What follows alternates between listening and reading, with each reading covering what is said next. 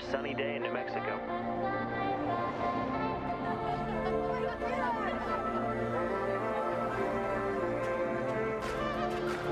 When does it start? Any minute now.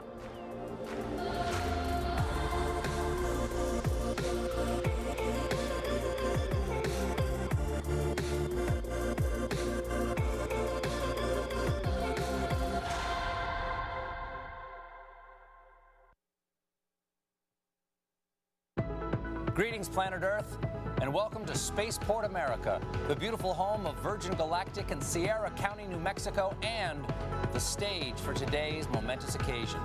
I'm delighted you can join us for an historic day. Over the next few hours, you'll see live coverage of today's space flight, unprecedented access inside the spacecraft, and a live performance of a brand new song by multi-platinum artist Khalid. Entrepreneur, philanthropist, iconoclast, activist, adventurer, billionaire, goatee host organism. Later today, Richard Branson and his crew will return to Earth as astronauts. Hello, everyone. I'm Stephen Colbert. Thank you for joining us. Earlier this morning, Richard Branson and his crew arrived at Spaceport America, ready to embark on a life-changing journey. When Richard called me and asked me if I'd like to host today's live stream, I said, "Who is this? And how did you get my number?" Then he said who it was, explained today's flight test mission, and I said, yes, I would be honored to host your launch. After all, I've known Richard for years. I've never been to his private island, but that's okay. That's how close we are. Friends don't have to ask friends to their private island, evidently. And to be fair, it might be because I've spent most of our friendship making fun of him on TV. Longtime viewers of this broadcast know that I have an ongoing feud with Sir Richard Branson, Virgin CEO and adult of the corn, Richard Branson. Sir Big Baby here, having what some critics have called facial hair. That little tree sloth clinging to your chin. The grinning goat man. A cross between David Bowie and Pan the goat god. His airline, but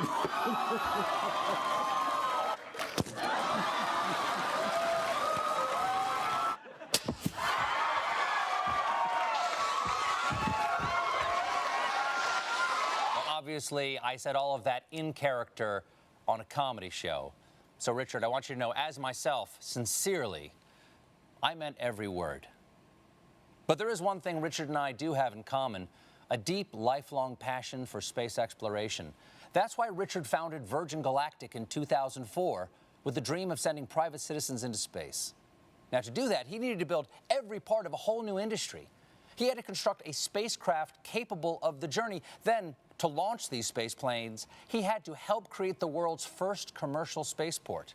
And most importantly, he had to find the people capable of turning his dream into a reality, as well as people brave enough to get on a spaceship built by the guy who launched a soda this awful. Seriously, he lost money selling sugar water. All aboard! Today marks the culmination of Branson's dream. He and his crew will set off on a supersonic voyage in which they'll achieve a maximum velocity of more than Mach 3.5 and ultimately enter zero gravity. Imagine staring out the window onto the vast expanse of space and seeing Earth below, our beautiful blue planet staring back. Unless, of course, you're the guy in the middle seat. Then you have to ask the astronaut sitting next to the window to put it all in perspective for you. Oh, and I'm being told that there are no middle seats in space. Thank you, science. It's been a dream of mine to go into space ever since I was a child. Unfortunately, I cannot be on the spacecraft today. I had a thing. Also, I was not technically invited. But Richard was generous enough to give me a spacecraft of my very own. And I will be using this model to give scientifically accurate play-by-play of today's historic events, as well as doing this.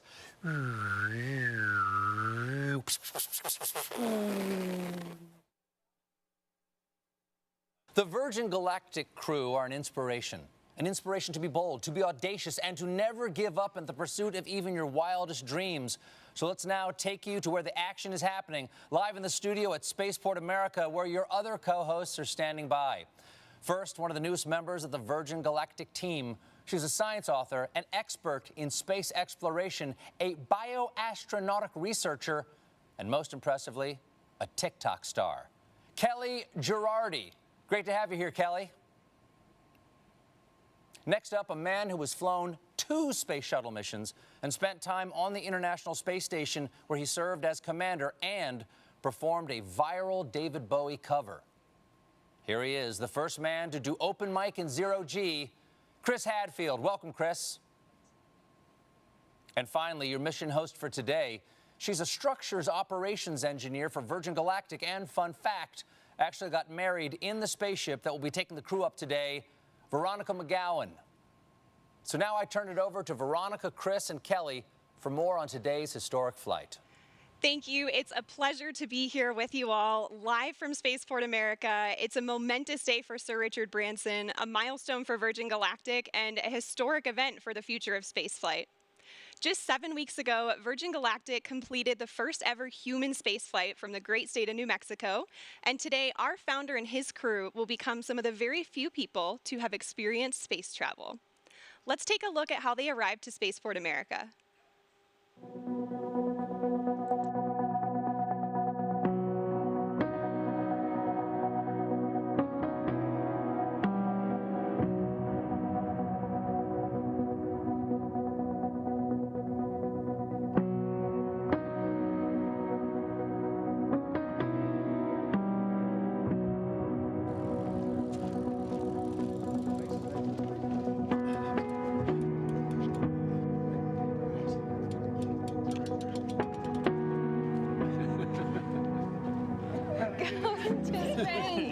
Go to space, Richard.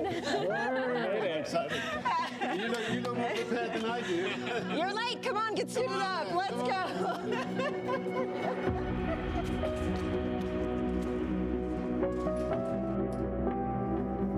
Open sesame. Good morning, Unity 22. Welcome to Spaceport. Please sign in to the astronaut logbook. The name's Branson, Sir Richard Branson.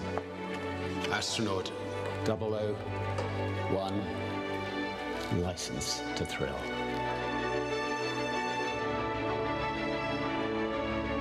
Astronaut 002, Beth Moses.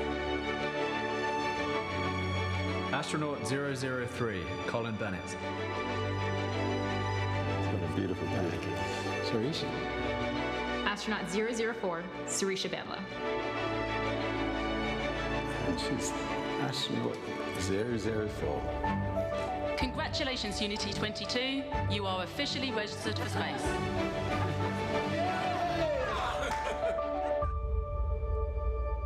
See you up there. What a way to start off your journey, first on a bike and now on a spaceship. The team is airborne. Here's some footage of them taking off just moments ago. The spaceflight system was towed out to the runway and elegantly took to the skies on what is a beautiful morning here in the state of New Mexico. They're at approximately 30,000 feet in altitude and climbing as we speak. Our spaceflight system is comprised of 2 vehicles in a mated configuration. Our mothership Eve, named thoughtfully by Richard after his late mother Eve, and Spaceship Unity, named by the late Stephen Hawking as a vehicle that will unite the world through space. Once at the launch altitude and location, Eve will release Unity for a voyage to space. So today is the day, everyone. Chris, what is the significance of today's flight? You know, I love it when the stuff of dreams becomes a reality. And we've been dreaming of commercial space flight, of people being able to fly in space. I mean, since the very first pioneers started flying, the X-15, which was the wonderful program in the 60s, was so much like the profile that they're going to follow today. And then the Ansari X Prize to try and push the limits. That is very much the DNA that's on this bottle, in fact, the DNA that has allowed this vehicle to fly. And it is like all of those pioneers and the flight today, they pried the door open initially, but this crew today is really pushing it open permanently. And I'm really excited for the flight, but I think it's so significant professionally, technically, but personally for the people on board. Absolutely. And you mentioned opening up that doorway. Kelly, you're one of the people that's going to be going through that doorway soon. We are so thrilled to have you here to get a preview of what you're going to experience on a Virgin Galactic mission in the not too distant future. You've got to be getting pretty excited, right? Incredibly excited. You know, this is an emotional day, right? Those doors are opening for the next generation of astronauts. I feel like we have front row seats to the final frontier today, and I'm so excited to get a taste of what I'm going to experience soon. Definitely. Well, I'm so thrilled to have you here. And you too, Chris. Thank you guys so much for joining me today for this. Let's take a look at what we've got in store for the live stream. So while Mothership Eve is transporting Spaceship Unity to the launch point, we'll check in with the crew and the preparations that went into today's flight.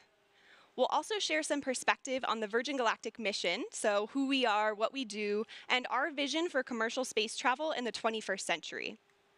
Next, we'll give you a guided tour through the Virgin Galactic experience, showing you what our astronauts will see and do throughout their stay, both on the ground and on their life-changing journey into space. Once we've reached the launch altitude and location, we'll see the moment when Spaceship Unity is released from Mothership Eve and accelerates into space, all coming to you live. So there's some incredible energy building here at Spaceport, and we're happy to have some special guests on site taking in this experience. My co-host Kevin. Kevin, what's the vibe like down there?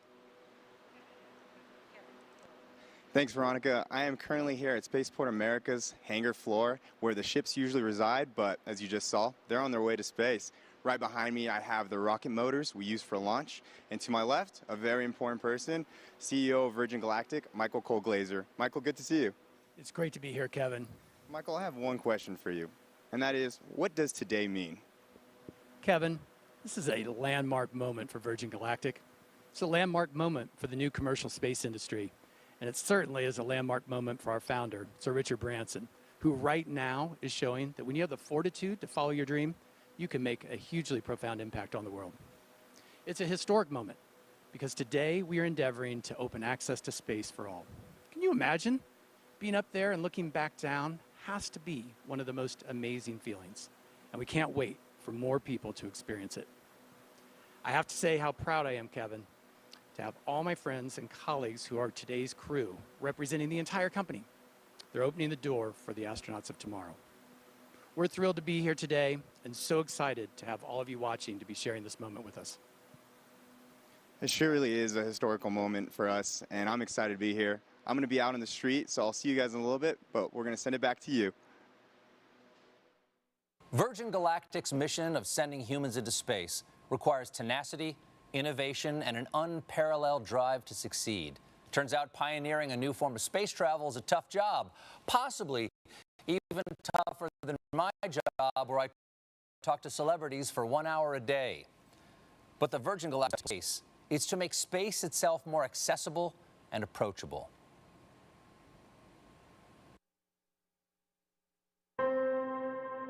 Line 3. Hello. Hi. Have you ever thought about going into space, Richard?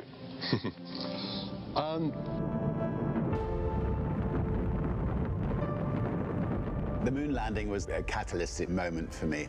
I remember my dad taking me outside onto the village green, and we just looked up at the moon.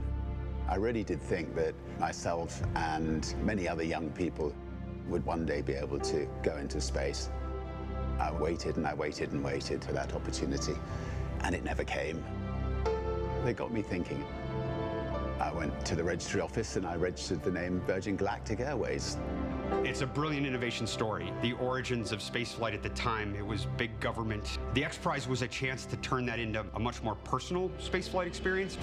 Spaceship One claimed the X Prize, and it proved the dream was possible. This was the first private venture to go to space, return safely, and do it again just 2 weeks later. And then from there, we just started expanding. We knew we wanted a bigger system. We wanted something that you could float about the cabin, actually experience zero gravity. Virgin Galactic offers the first real platform where we can actually open it up to make space for all of us. We build on the shoulders of giants.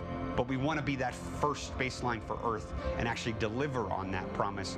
We are changing the way humanity views space. We've taken the impossible and we're making it inevitable. I always want to celebrate the team on this. You need heart. You need the best minds. You need the best humans to work on programs like this.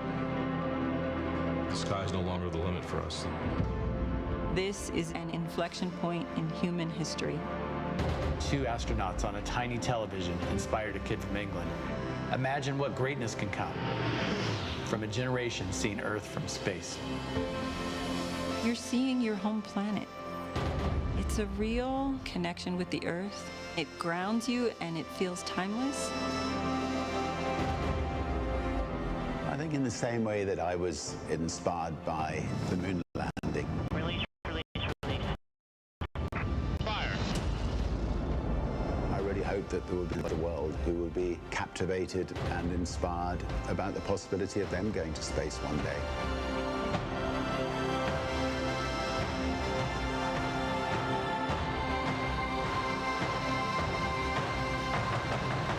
Have you ever thought about going into space, Richard? I'd love to go into space. I think there could be nothing nicer. So if you're building a spacecraft, I'd love to come with you on it.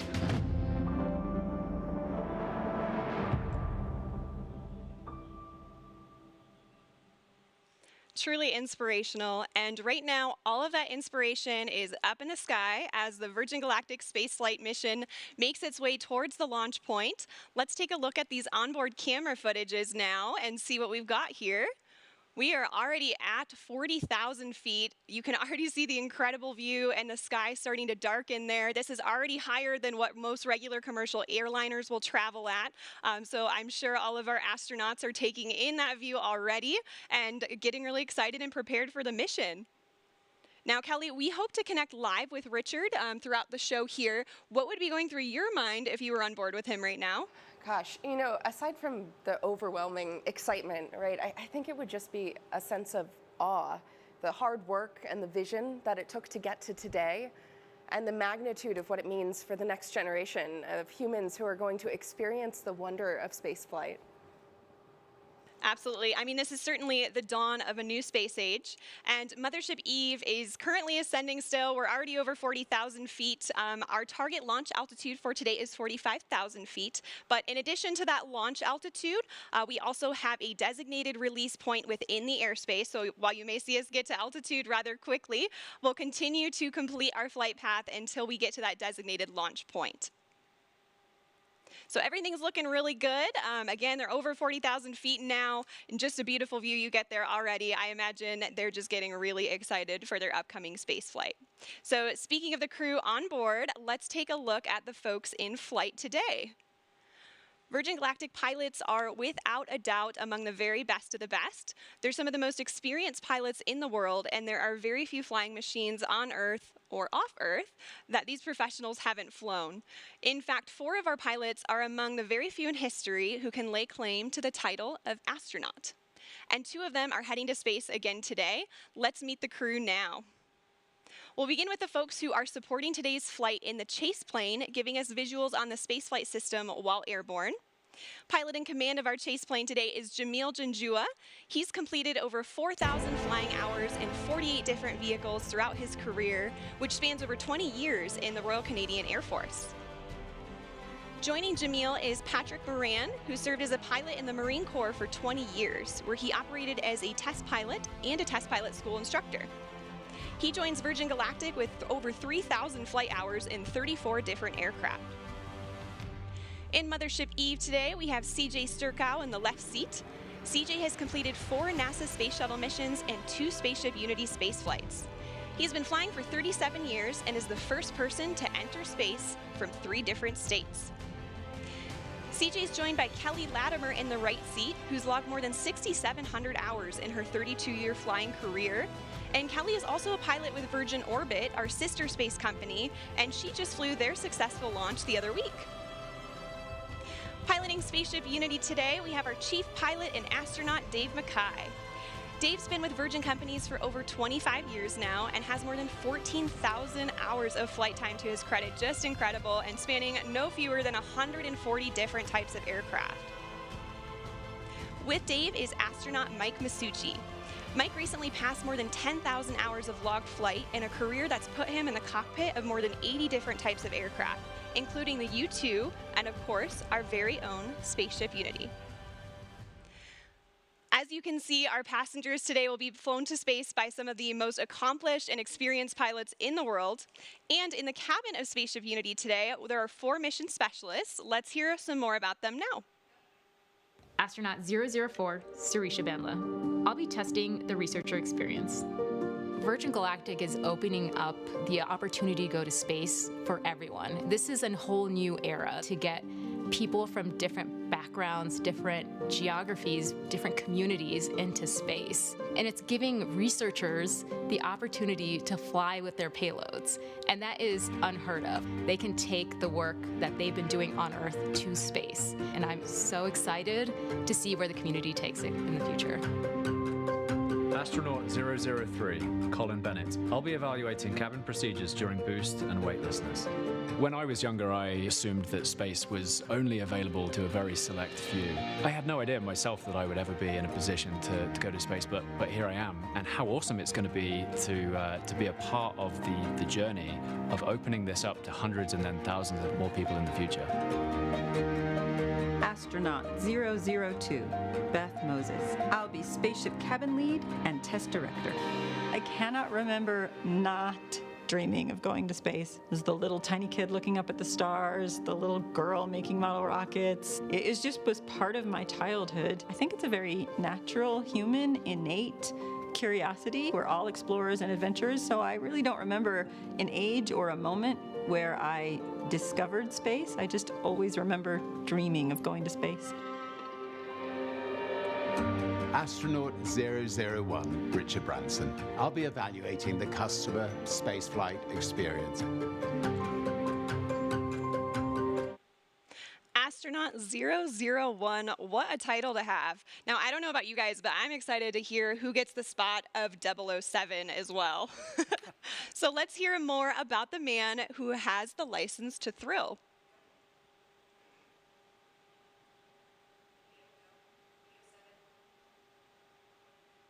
Now, say what you want about Richard Branson, and I have. He has left an indelible mark in the world of business, travel, and entertainment. And it's all been fueled by his restless sense of adventure. And where did Richard get that intrepid spirit? His mother, Eve Branson. She taught Richard to be bold, to be brave, and Richard knows for many reasons today would not be possible without Eve. And he's penned a special letter in tribute to her.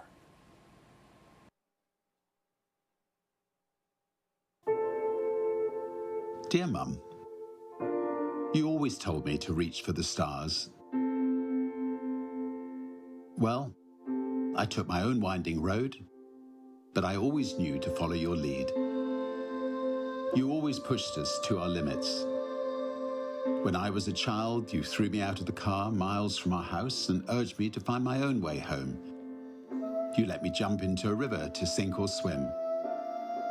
You and Dad taught me and my sisters independence and loved us with fierceness and tenderness. You were always an adventurer. You took glider lessons dressed as a boy, enlisted during World War II, toured Germany as a ballet dancer after the war. You flew treacherous routes as intrepid cabin crew for start-up airlines. You took us into the great unknown on family holidays. You treated every day as a chance to explore. Before the word existed, you were always an entrepreneur. You helped make ends meet by creating your own small businesses. You showed me how to grow a company, how to treat people, how to be creative, how to balance work and play, how to live. You were always a romantic.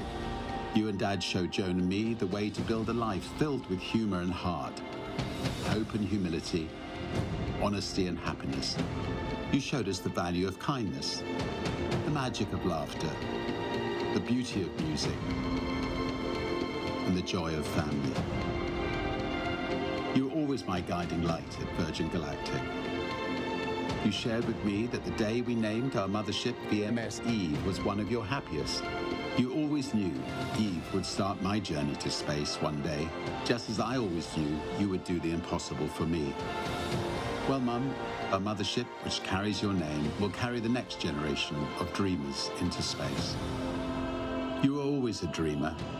You urged me to strive for every opportunity I saw.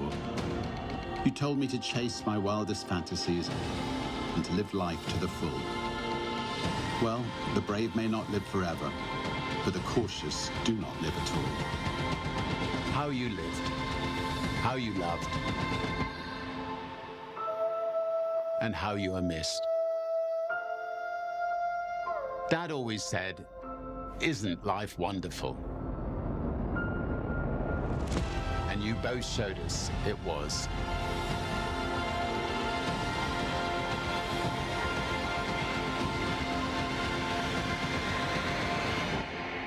Always.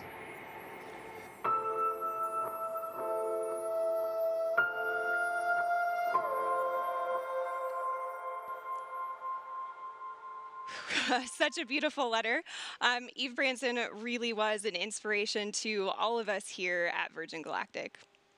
If you're just now tuning in, my name is Veronica McGowan. I'm a structures operations engineer here at Virgin Galactic. Alongside me is astronaut Chris Hadfield and future astronaut Kelly Girardi. So great to have you guys here. Earlier today, we saw Richard and his crew make their way down to the astronaut walkway at Spaceport America, seeing their families off before they were escorted to our spaceflight system, where final inspections and preparations were made before takeoff.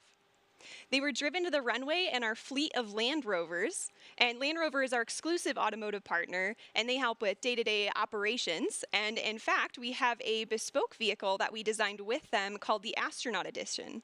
And this is exclusively available to Virgin Galactic future astronauts, and it's the one that drove Richard to to Spaceship Unity this morning. So we're delighted to have Land Rover as a part of the team. And right now, our crew are on their way to space. Let's check in on them via our onboard camera footage. Wow, look at that view already, and you can see some contrails. Chris, how do you think the crew will be feeling right about now? So many different things at once. They're just about leveled off at altitude, right up at 46,000 feet. But inside their bodies, they've got like this tug of war going on because they're focused. Like there's no more focused, you know, the 4 in the back and the 2 in the front, really focused. But at the same time, there's this like rising excitement that you can feel like a thermometer going up inside your own body. But I remember at the time, what I really wanted to do was go back to my 9-year-old self and just run around the cockpit and scream and wave my hands because it's just so exciting and fun. They're focused, they're professional, they're doing their job, but it's just a magnificent moment as we get ready for ignition. Yeah, I mean, I'm sure there's certainly a mixture of excitement and anticipation with our crew today, but they will all be focused on the task at hand, as you said, and preparing themselves to run through their individual test points. And on the subject of testing, today's spaceflight is an opportunity for us to evaluate our cabin experience. It's the environment where our passengers will cross the 50-mile border, defined by NASA as the entry to space. Let's hear more about the transformative journey that our crew are on.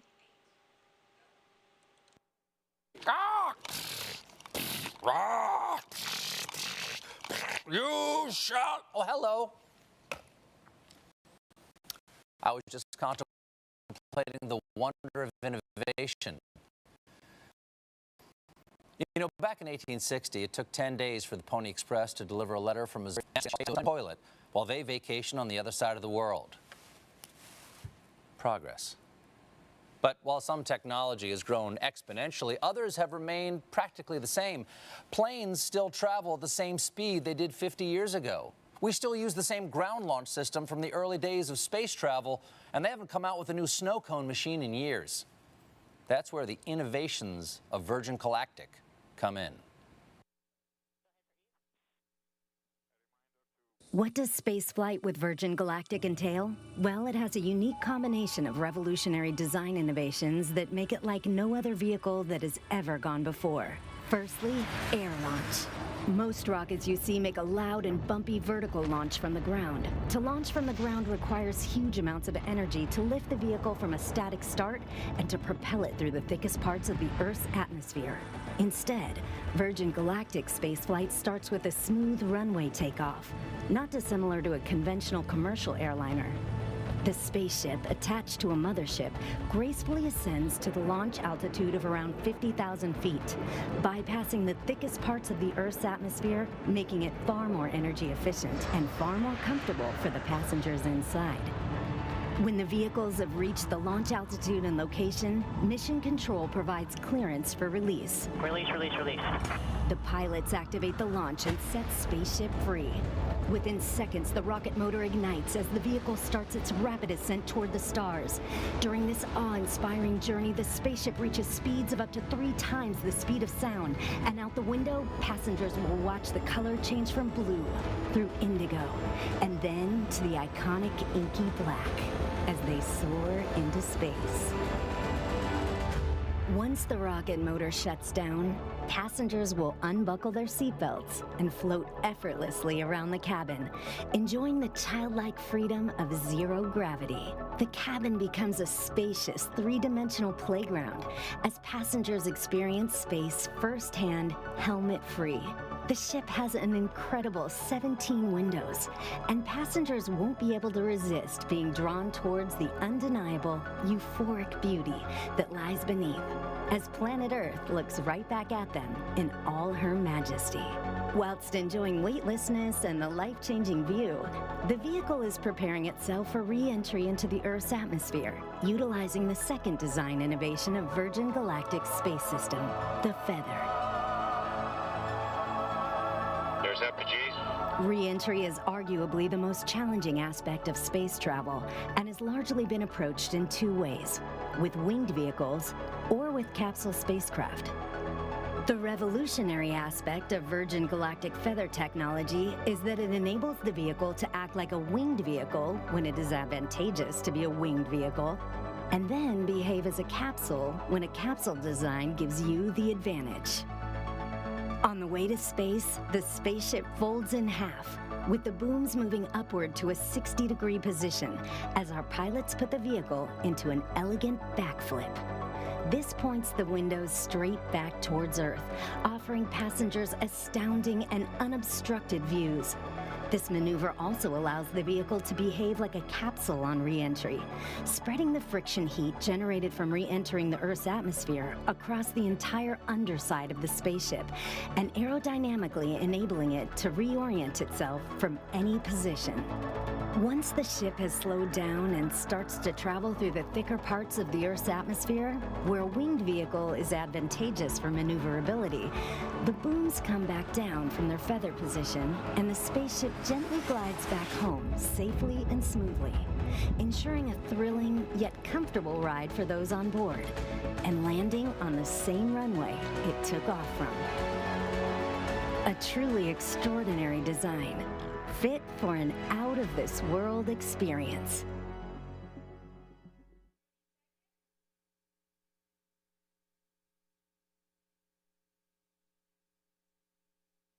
Wow, that is some next-level space engineering. I love how its re-entry is feathered, just like Richard's hair.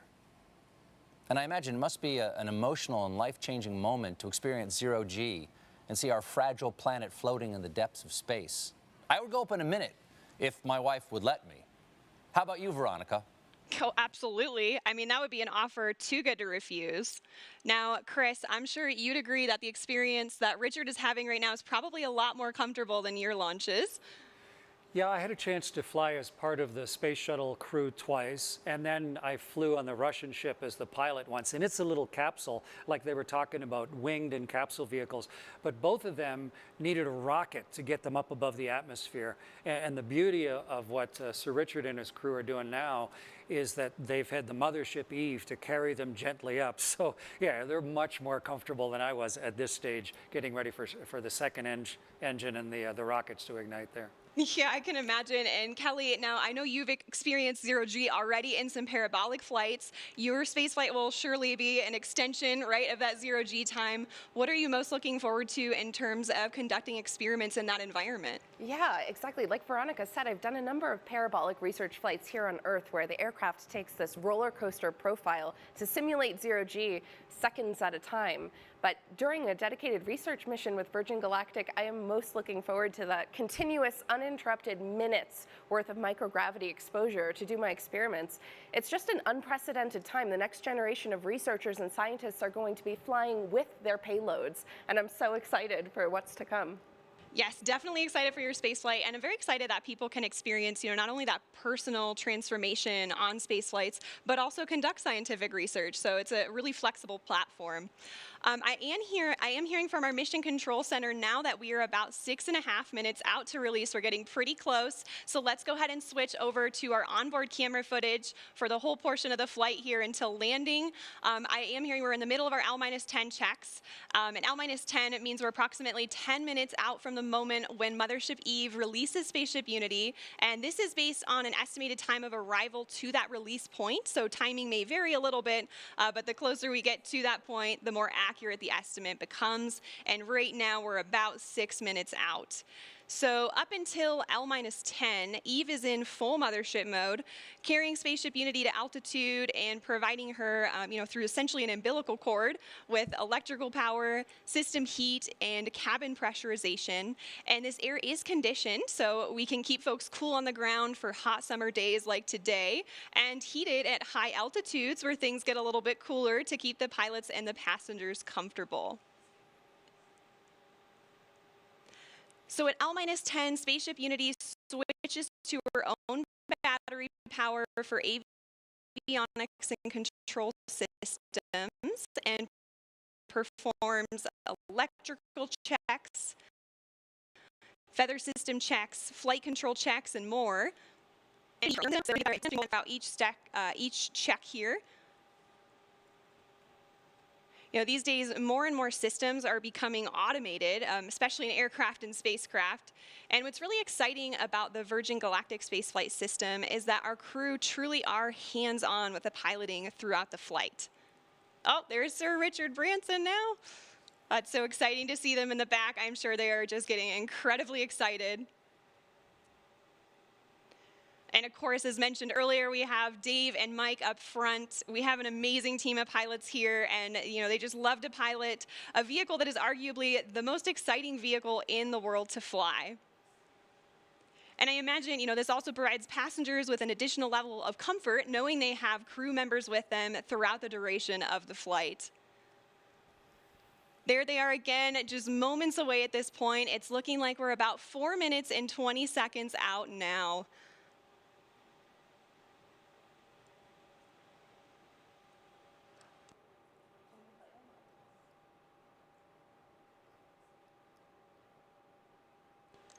All right, so I am hearing from our Mission Control Center that we have L-4 checks in work now, so we just passed the 4-minute mark. At this point, the pilots are ensuring the spaceship is in its launch configuration after going through the various L-10 checks, just confirming all settings are back in their place and go for launch. Now, this is also the point when Spaceship Unity will isolate her air supply from Eve and prime the rocket motor by opening the backup oxidizer valve. And once these actions are complete, the pilots are going to seek clearance for release from MCC. And that's shorthand for our Mission Control Center. We have 2 MCCs supporting today. Our primary Horizon is located here at Spaceport America, and they're being supported by the Oculus Mission Control Center at our manufacturing base in Mojave, California. These teams consist of experts across various departments and disciplines within the company, and they're verifying checks with the crew today every step of the way. All right, and I've just heard from MCC that our L-4 checks are complete. We are roughly 3 minutes out from release at this point. It's getting really exciting. I don't know about you all, but I can feel the anticipation building just watching the screen and looking at their faces. Look at that, they've already got big smiles on. And we have just received clearance for release on time from Mission Control Center. So we are 2 minutes and 30 seconds out now.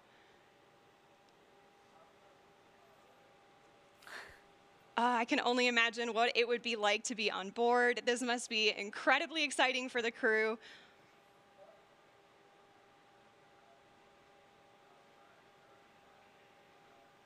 We're about 2 minutes out now, and once we get to the 30-second point, Spaceship Unity is going to arm the launch pylon.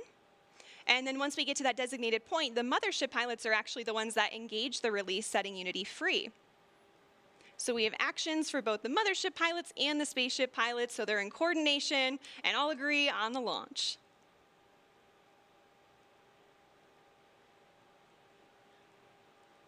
Yeah, it's a hugely exciting and focused moment right now.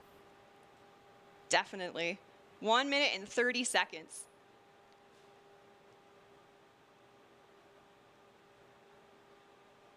The spaceship pilots are also going to push the stick all the way forward to prepare for release. And things happen pretty quickly after the release. So the pilots are going to light the rocket motor and they're going to accelerate in level flight until they reach Mach 1, at which point they'll start what we call the gamma turn, where we turn directly up and head to space. 1 minute to release now. It's getting real. So exciting.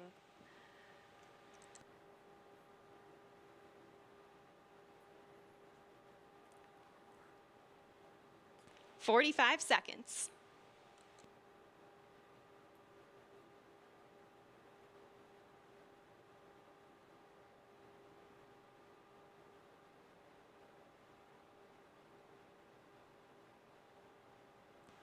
"30 seconds. The Spaceship Unity pilots are arming the launch pylon now. We are armed for release. 20 seconds.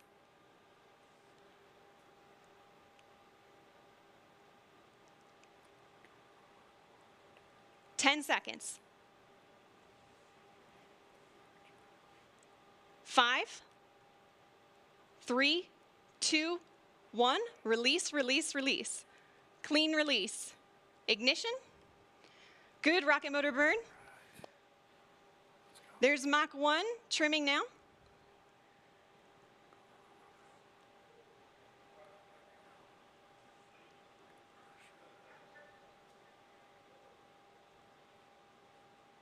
Trim complete. Unity is pointed directly up and heading to space. Things are looking great. We are 25 seconds into the burn now, approaching Mach 2.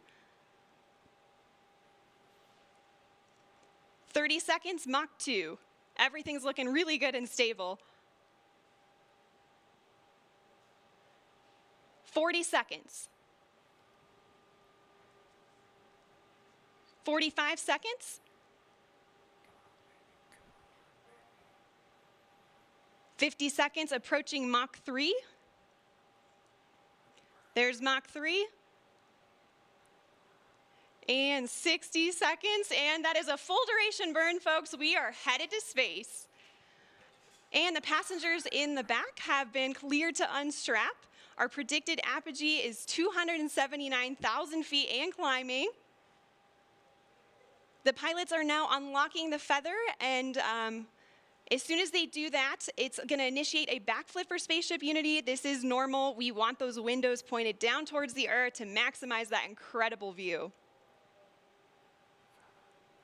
So feather is coming up now, and the pilots are also enabling the RCS, or reaction control system, which is what they'll use to control the attitude of the vehicle while we're outside the atmosphere.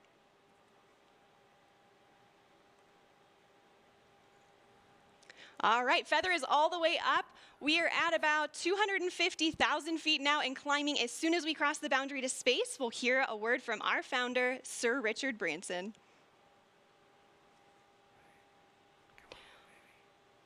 Welcome to Space, Unity 22.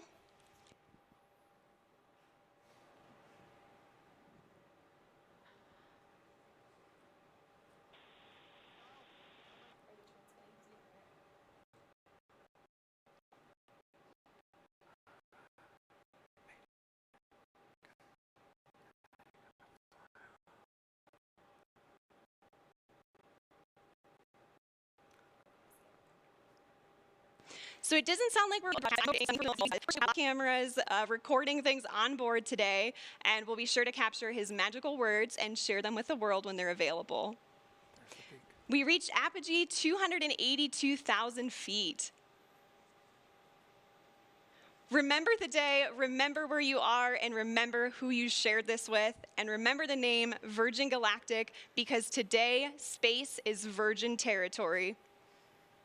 The culmination of a life's work, more than a half a century since the world rejoiced in and was transformed by humans leaving planet Earth, Sir Richard Branson fulfills his long-held dream of experiencing space with his crew. Congratulations again, Richard, and congratulations also to Sarisha and Colin on becoming astronauts today. And welcome back to space to Dave, Mike, and Beth. Oh, you can see them now?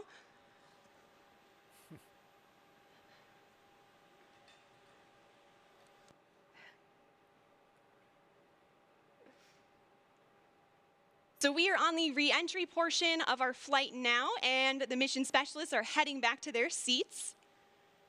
Our training team has worked really hard on this portion of the flight to make it very natural and intuitive for passengers. Now, when we talk about space travel, a lot of people know and expect the boost portion of the flight to be loud and thrilling, but what's interesting is re-entry is also very similar, as supersonic air is flowing over the vehicle in the feathered configuration. Shock waves form on top of the cabin, which are audible to those inside. And for those of you on site watching on the ground, you should be able to hear a double sonic boom as Spaceship Unity once again breaks the sound barrier.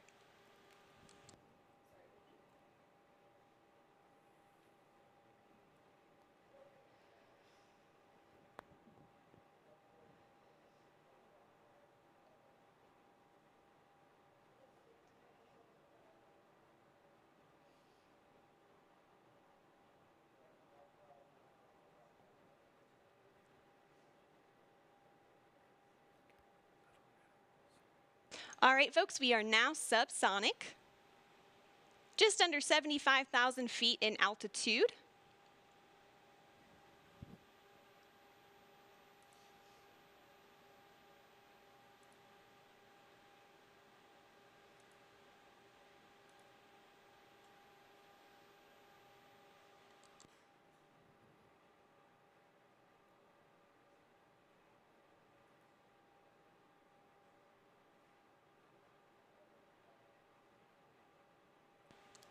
Now, also note too, this is our first time transmitting HD camera data down to the ground and then out to a global live stream. So please do see some drops in the feed, but we still have some really great ground footage coming in here. Oh, there we go. Now we can see that is the tail cone of Unity. And the pilots are lowering the feather now. Now, as the feather comes down, the nose of Spaceship is going to drop. This is normal and expected. Once that feather's down and locked, the pilots will begin a gentle pull up to a level attitude. And I'm hearing the feather is down and locked now. So at this point, Spaceship Unity is a glider, so it's all about balancing her potential and kinetic energy. So if the pilots want to go faster, they point the nose down, and if they want to go slower, they bring the nose up.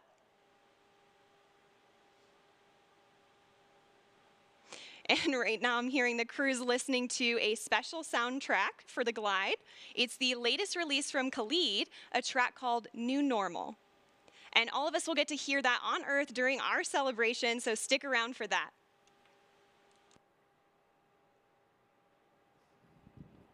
I don't know about you all, but I am still feeling overwhelmed and excited about what we just witnessed. And there's one person in particular who's got to be having all of the feels right now. You can see him sending a congratulatory shake to his passenger, Colin Bennett, there with him.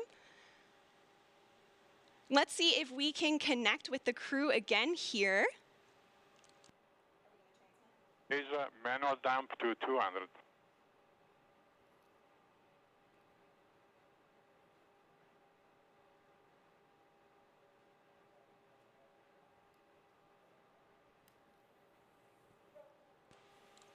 So, Richard, you just went to space. This has got to be the ultimate birthday present for you. What was it like?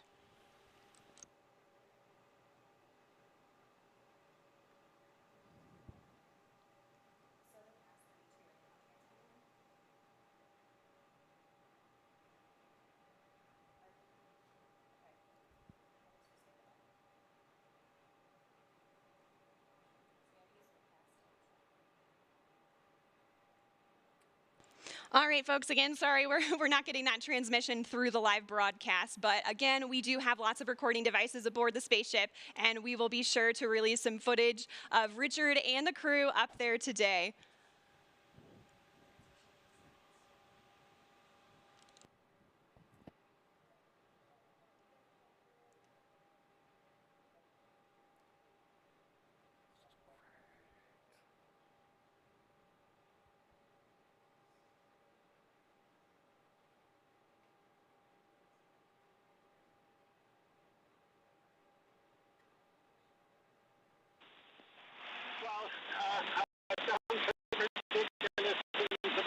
Lifetime.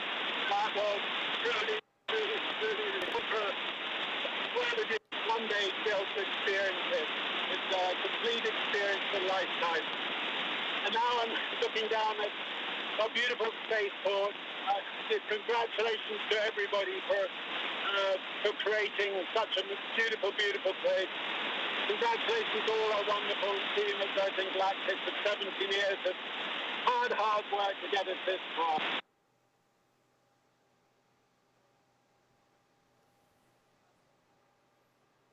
All right, so I'm still happy we could catch a little part of that. It seems like there's a little bit of a delay in the transmission there. It does have a long way to travel.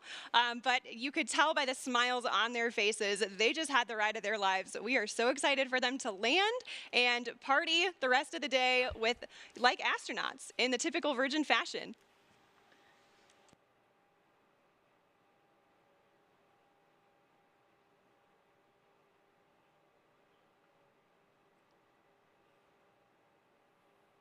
So we are at 22,000 feet now and descending. And as I mentioned earlier, Unity is a glider at this point. So the pilots right now are discussing their energy management plan. And pretty shortly here, they'll be meeting up with our chase aircraft with Jamil and Patrick to get some really cool visuals of Spaceship Unity.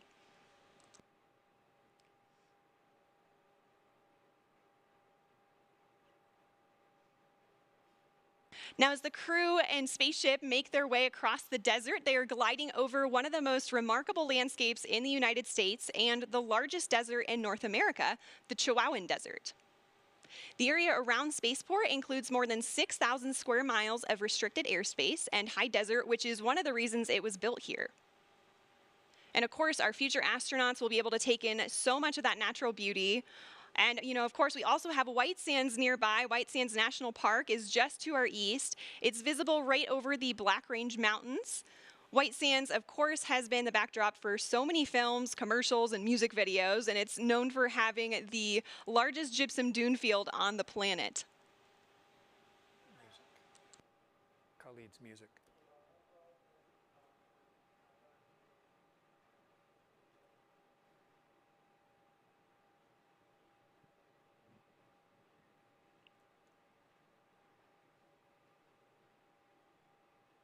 So also nearby is the Oregon Mountain Desert Peaks National Monument, and that's nearly 500,000 acres of protected land that our guest families will be able to experience.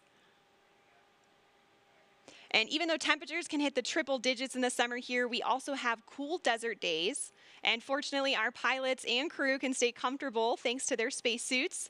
They were designed with our technical spacewear partner, Under Armour, and they're absolutely beautiful, as you can see on the crew there. They're lightweight and made of flight grid knitted fabrics, which forms the spacesuit and also helps regulate their body temperature.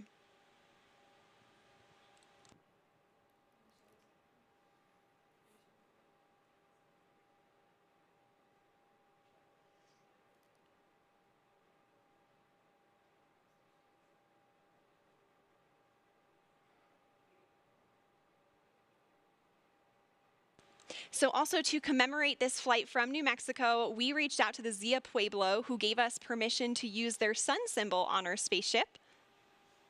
This symbol is also a part of the New Mexico state flag, and it's embedded with symbolic meaning. The number 4 is sacred to the Zia people, and the emblem represents the 4 directions, the 4 seasons, the 4 times of day, and the 4 phases of life. We are honored and proud to feature this perfectly balanced symbol on Spaceship Unity's tail cone, as we also celebrate our new home.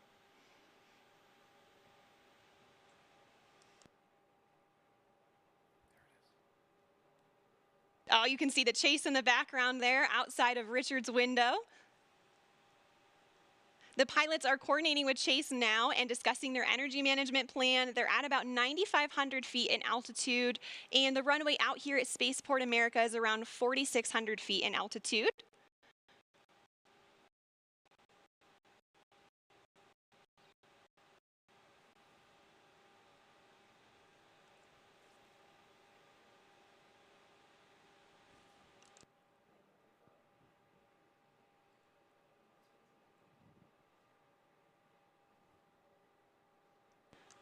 All right, we have 3 landing gear down and locked. Now the pilots are going to be landing on runway 34 today, so that's coming from the south and towards the north for those of you on site watching. And for the non-pilots tuning in, those numbers represent the first 2 numbers of the magnetic heading of the runway. So for example, 34 is 340 degrees on your compass. We are just about 1,000 feet above the field now and on final. 500 feet above the runway. 300 feet. Over the threshold.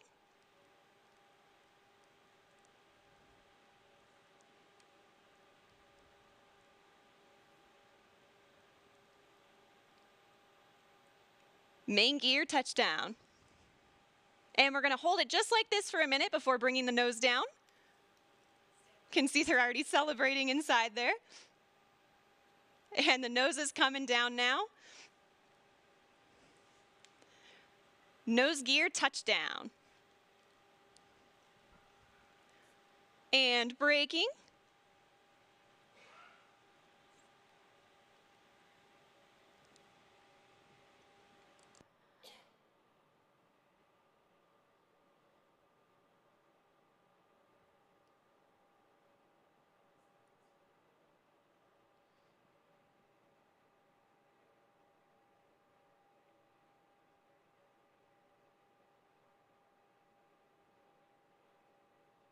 Look at that incredible drone footage here as we come in. And there is full stop. All right. A perfect landing. Virgin Galactic 4 mission specialists on board from our operational home base, Spaceport America. A beautiful day of flight. What a moment. Congratulations to everybody on board, and of course our very own spaceship Unity, who returned to space today.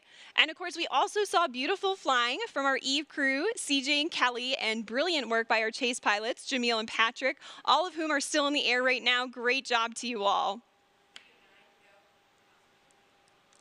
Ladies and gentlemen, there it is. More than half a century since the world rejoiced when humans first achieved spaceflight, Richard Branson fulfills his dream of experiencing space travel. Congratulations to Richard and Virgin Galactic. Congratulations also to Colin Bennett and Sirisha Bandla on becoming astronauts. And also a welcome back to space for David Mackay, Mike Masucci, and Beth Moses. Well, stay tuned, folks. We will be hearing more from our astronauts later in the broadcast, and we also have a special musical performance to celebrate today's milestone. But first, let's hear some thoughts on the flight. Chris, you've returned from space several times now, both on a capsule and a space shuttle. How does this landing compare to the landings you've experienced? Well, obviously, that's a much more gentle landing than a capsule on my Soyuz flight.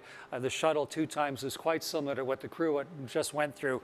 But for them, of course, it's such a personal experience now.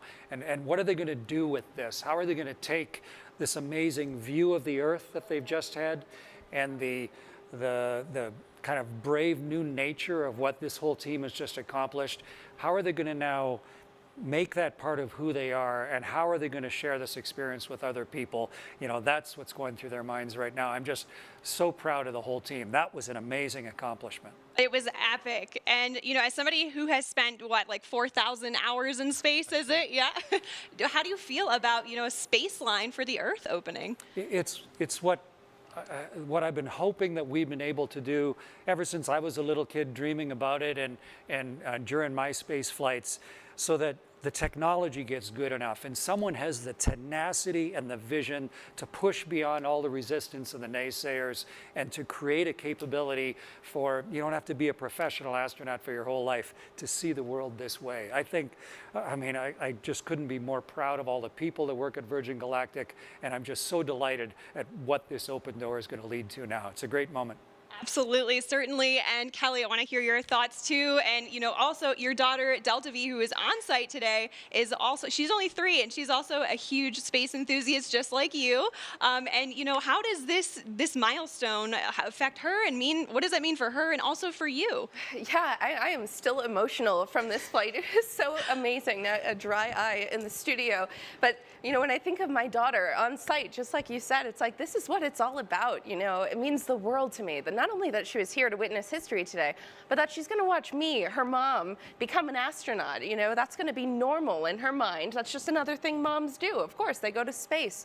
And I just think that's incredible. She's going to grow up knowing that not even the sky is a limit. And I think the other thing that struck me is it's just such a powerful reminder of how much can change in a single generation. My mom is also on site here today. She's going to kill me for aging her, but when she was born, human beings hadn't yet been to space. And when she was growing up, women weren't eligible. And now here she is watching her daughter prepare for a space flight of my own. It gives me an early way. Absolutely. And the moon landing is what inspired Sir Richard Branson. And so who knows what, Delta V watching today, what that's going to inspire her to do and other people in her generation. It's so incredibly exciting. It is. And folks, this is just the beginning. Virgin Galactic is a venture as a catalyst. It's the start of a whole new space age, which is completely different from the one before. Space was something that was unattainable by all but a very small group of people. And it was a preserve of government agencies for national pride. And this is totally different. It's the new space age, which is, for Kelly, for Delta V, for Chris, for me, it's for everybody. And, we're making it more accessible to the public. So I know, the full effect of what happened today will not be felt for some time, but it will touch many generations to come. Now, Chris, you were aboard the ISS for about 5 months at one point, right? Did the view out the window ever get old? Gosh, no. At the end of my 5 months on the space station, we were getting back into our ship, just sort of like the crew returned today. And just before I got into my spacesuit, I went over to the window just to try and soak up a little more of that incredible perspective. The world is so generously beautiful. And you see it in a whole new way. You can see for thousands of miles in each direction. And you can see the curvature of our planet. And the reality of where we all live suddenly becomes part of who you are. And right up to the last second, I was there with my nose print on the glass, trying to not miss the magnificence of this entire experience. Yeah, and you took like thousands of photos up there too, right? I mean, Yeah. Does that even give you a glimpse of what it was like as a reminder to be up there? I know the video today was a little glitchy, but we've got all the recorders on board. Yes, and absolutely. What the crew's going to have now, of course, is their own personal memories, and then the way to sort of catalyze them again and be able to watch those videos and think about of the beauty of what they've been through and let it sort of sink into who they are. And so, yeah, it really helped me now remember the richness of the experience. So it'll be great to see the videos that they recorded on board. Absolutely, and that richness sticks with you too. And you have a TED Talk actually that you talked about, a lot of things, right? Overcoming fear, walking through spider webs, but also, my favorite part of it was when you talked about seeing Earth from above and the transformation that it has on people. We call it the overview effect that I really hope and I'm sure that our astronauts today experience. What was that like for you? Yeah, I've been so lucky to see the world from that point of view, and as one of the very first human beings to have the responsibility and the privilege of being up there, and to have a vehicle like Virgin just put up today that is allowing more eyes than just my two to see it, to understand not just the geology of the world, but us on it. All 7 billion of us, and you know, we're on board this little spaceship of Earth, and you can actually get a palpable sense of that from on board the ship. And the crew of you know, Unity, their 22nd flight here today, they now have that inside of them. And all the subsequent crews. Kelly, when you fly as well, you're going to have a chance to sort of shift your permanent perspective of how all this works. Go from being a two-dimensional human to now suddenly really understanding the 3 dimensions and what this planet truly looks like. And it's going to do us all good. As many people can see that as possible. Absolutely. And, you know, Kelly, I know you're going to be conducting a lot of experiments on board while you fly with Virgin Galactic, but I hope you're taking some time to look out the window and enjoy that too, right? I'm going to have to carefully choreograph precious time at that window just to soak it in and enjoy the moment and be in the moment. Definitely. And, you know, while we're waiting for our crew to disembark now, can you actually tell us a little bit about your experiments? Yeah, absolutely. So I'm going to be flying healthcare and fluid experiments on board my research flight. The first one is the AstroSkin. It's a wearable sensor system designed to monitor how spaceflight affects the human body. The cool thing about it is the AstroSkin is currently worn on board the International Space Station by astronauts, but my flight will be the first time that we're collecting data during launch, re-entry, and landing. So I'm really excited to contribute to some novel data collection for the next generation of astronauts. Another experiment I'm flying is a fluid experiment designed to evaluate the behavior of liquid in a confined environment in microgravity. That's also going to be fun because I'm going to be interacting with a fluid cell that has a camera attached to it, and data collected from that experiment can help inform, you know, new technologies related to life support systems or novel designs for syringes for administering medicine in space. So I'm very excited for the opportunity to take my payloads with me to space. Absolutely. Well, that's so cool. I am hearing that our Chief Medical Officer, Tara Castleberry, is approaching the vehicle now, and they are going to do a medical debrief with the crew. So we'll see that here momentarily. And our crew is actually going to join us later in the broadcast, where they will receive their astronaut wings. So, Chris, I'm sure you have a vivid memory of the day you received your wings. Yeah, wings that we wear on our chest, they're a measure of a lifetime of work and purpose and personal accomplishment. And all of the different organizations, of course, have their own wings.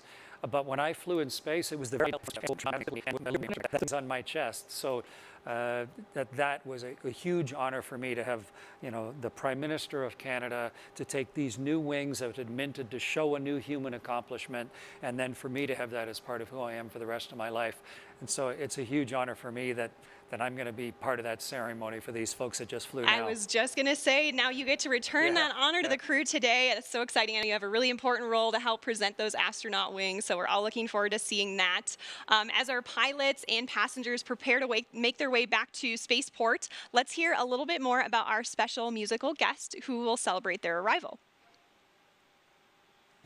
Thanks, Veronica. And if you thought that was incredible, folks, someday you're going to tell your grandchildren that you were watching the live stream when Virgin Galactic and Richard Branson first launched into space. And they'll say, "We know, Mima, you've told that story 100 times. But then you'll say, even the part about Khalid performing the song New Normal for the first time? And then they'll sit up excitedly and they'll say, "Really? You were there?" And you'll say, "Yes." Because, ladies and gentlemen, here to debut his new single, New Normal, welcome to the stage, El Paso's very own Khalid.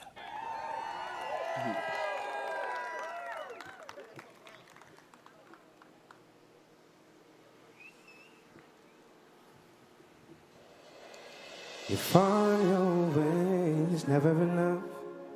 Though it's been tough for you, losing touch, but summer has its end sometimes. And although I can't promise you much, you'll be fine. You'll be fine.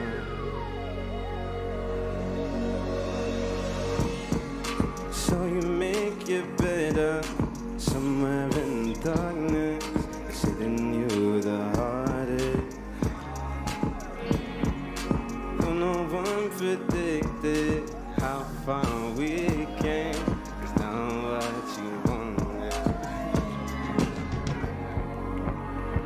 fast time goes, living in the moment, taking you for granted. It's a new normal, it's up for us to live in it, not to understand it. Hey, you find your ways, never enough. Though it's been tough for you, losing touch. But I heard summer has its end sometime. Although I can't promise you much, you'll be fine. You'll be fine. You unpick your pages, how the story goes. And this life is what you make it. It's out of your control. It's almost like you're screaming, but no one hears your voice, 'cause everything is changing. Yeah, yeah, 'cause everything is changing, and I can't stop a thing. Whoa, whoa, yeah, everything is changing. Yeah, oh, whoa, just yeah, yeah, yeah, just take me back to the start. Just hours away, yeah. You find your ways, never enough. Though it's been tough for you, losing touch. But summer has its sometime.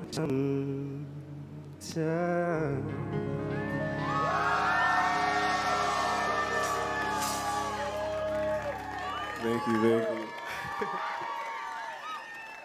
Woo. All right, this next song right here, it's the fun one. This one right here is called Better. Thank you guys for joining me.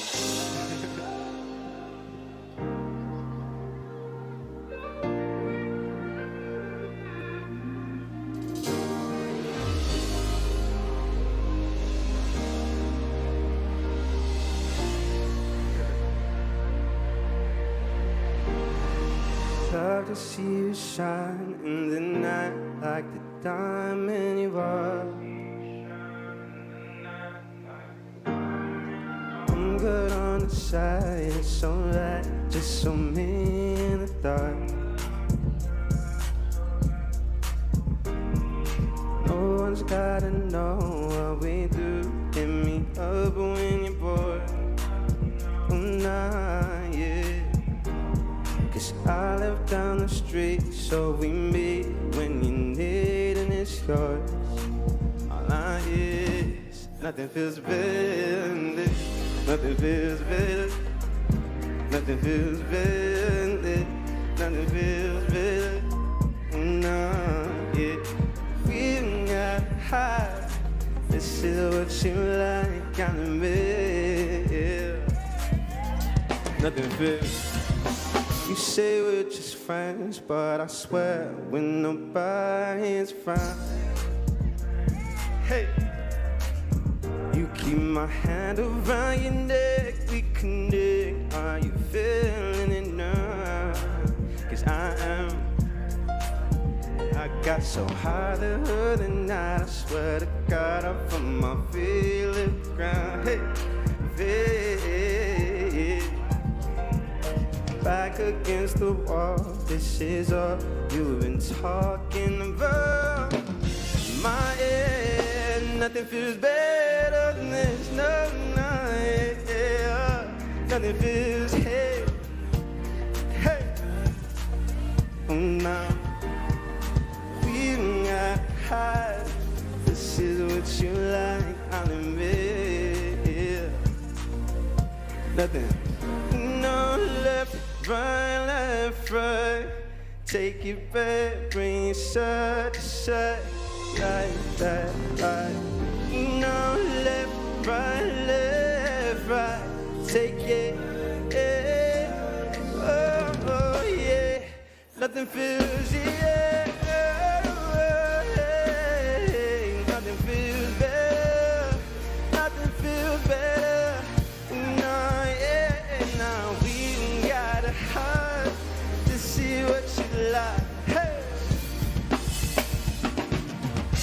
Nothing feels better than this.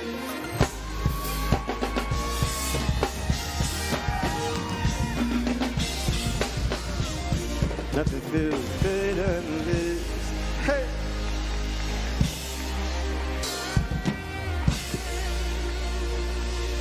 Thank you.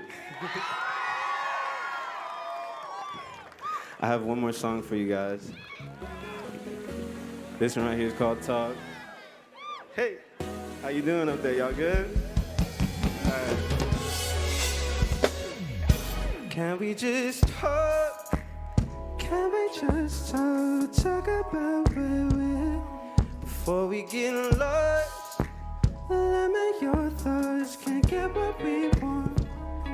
Never felt like this before. I apologize if I'm moving too far. Can we just talk? Can we just figure out? Hey, yeah. Starting off right, I can see it in your eyes. I can tell that you want more. What's been on your mind? There's no reason we should hide. Tell me something I ain't heard before. Hey, you've been about it, and it's you want more. So stop about it. Can we just talk? Yeah, can we just talk? Talk about love before we get lost. Limit your thoughts, can't get what we never felt like this before. I apologize if I'm moving too far. Can we just talk? Can we just talk? Yeah, yeah. Oh, nah. Penthouse view, got some flowers in the room. I'll make sure I leave the door unlocked. I'm on the way, swear I won't be late. I'll be there by 5 o'clock. Hey, you've been about it, and it's me you want.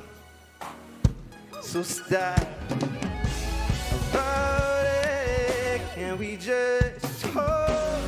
Can we just talk?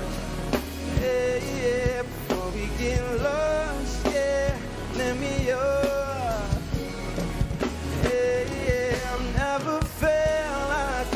before. If I'm moving too far, can we just talk? Yeah, yeah. Can we just talk? Can we just? Can we? Before we get lost, yeah, let me yours. Yeah, yeah. I've never felt like this. Can we just talk?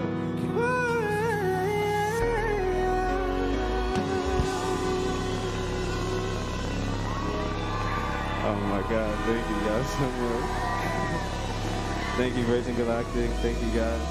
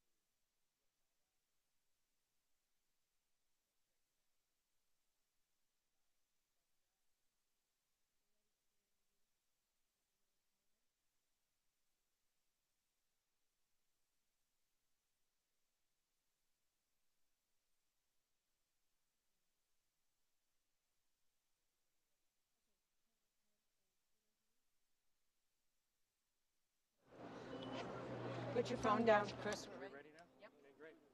Waiting on your go. Go. Didn't hear you. Go. That was beautiful, man. I really enjoyed that. One of the lyrics in your new song was, I never predicted, how far we've come. And yeah. Look what we were just at here today. What did you think of the whole thing today? Super nerve-wracking. Honestly, it's a dream to even be here, so I'm so thankful. And like you said, look how far we've came just as humanity. That was so memorable, so historic. We went to space. But I mean, you are the youngest person ever to have reached, 20 billion streams, I think, on Spotify? Yeah. So where do you think we are in history? What does this mean for you? For me, I'm so thankful. I'm so grateful, and it seems surreal. And I think that's kind of how we all feel about the times right now. It's super surreal, but it's true. It's our new normal. So we're going to have to get used to it because we're going to see a lot more to come. What are you dreaming of doing in your life? I dream that I get the confidence to go up there too. That'd be great. And I think you tweeted out, if you went to space, what would you take with you? So I'm turning around the question. What would you take? One of my best friends gave me a crystal for my birthday. I would take that with me too. You would take that? Yeah. I really cherish my friends. Well, that was just beautiful listening to you on stage, and I'm so delighted to have a chance to get to know you and to share something so magnificent with you here today. I really appreciate it. Thank you. And I've been lucky enough to fly in space myself, and you are going to love the experience when you have a chance to go. I know I will. Yeah, I've been outside of a spaceship, watching the world turn underneath. Unreal. And what we really need is ships like this one that's behind us that can let people get up there, people with your kind of talent. Yeah, make it conventional for everyone to go But your there. kind of talent to then share it in a way that other people can really understand. Oh, you're too nice. Thank you. I really appreciate that. So I'm really excited. You think maybe, you're one of the great singer-songwriters. Do you think maybe some of the stuff you've seen today is going to inspire you? Oh, no doubt. No doubt. It inspired me already. Yeah, it's just such a delight to see your talent in a place like this on a historic day. So beautiful. Yeah, I'm happy to be here. Congratulations to you. Thank you so much, Virgin Galactic as well. I really appreciate it because none of this would have happened without you guys. Everybody, all the engineers, everybody working on set. I really appreciate it. So, Khalid, you see right there is the door that you get in through. And then you get into your seat, and then you could have a chance to go experience that for yourself. Yeah, we'll see. We will see. I think you'll love the experience. To be able to not just get up on stage and see all the thousands of people, but to get so far up and see the world. It's just a wonderful, beautiful experience. So congratulations. Thank you so much. And a wonderful day to be together. Oh, I really appreciate it. Thank you, guys.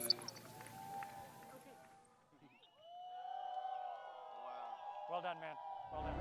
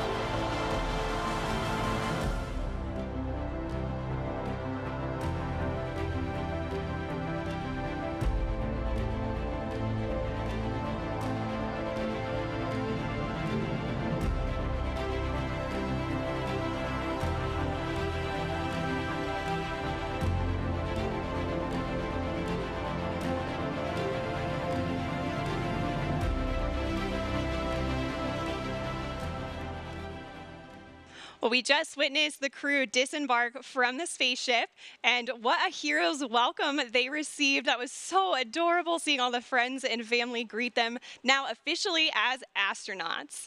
Now, we're going to give them just a minute here to freshen up. They're entering Gaia now, which is what we call the first level here at Spaceport America. So, like I said, they're going to get an opportunity here to just freshen up. But while we wait, let's hear more about some of the other Virgin companies in our Virgin family. If we can do this,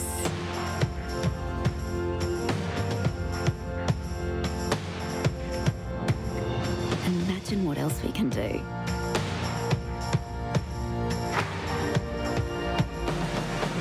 If we can go here, imagine where else we can go.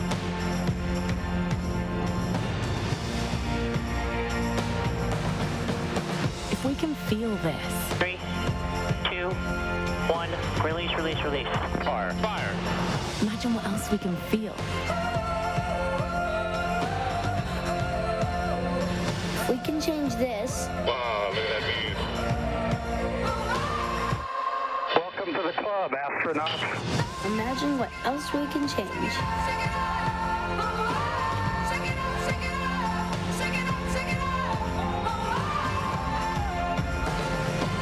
If we can share this,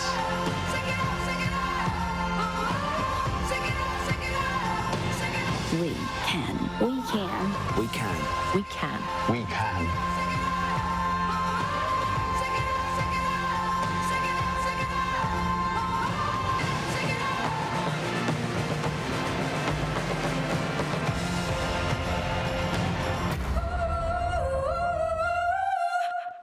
It's so wonderful to see how all of the Virgin companies are making a difference in the world. Now, you saw some of our footage from our previous flights in that video as well. Let's see some highlights from today's flight.